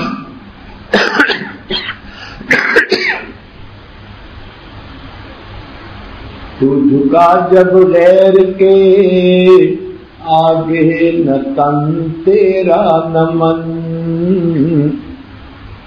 پانی پانی کر گئی مجھ کو تو مرشد کی یہ بات، تو جھکا جب نفس کے آگے نہ تن تیرا نہ من،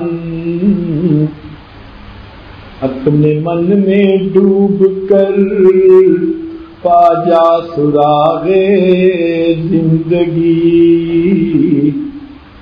تو اگر میرا نہیں بنتا نہ بن، اپنا تو بن۔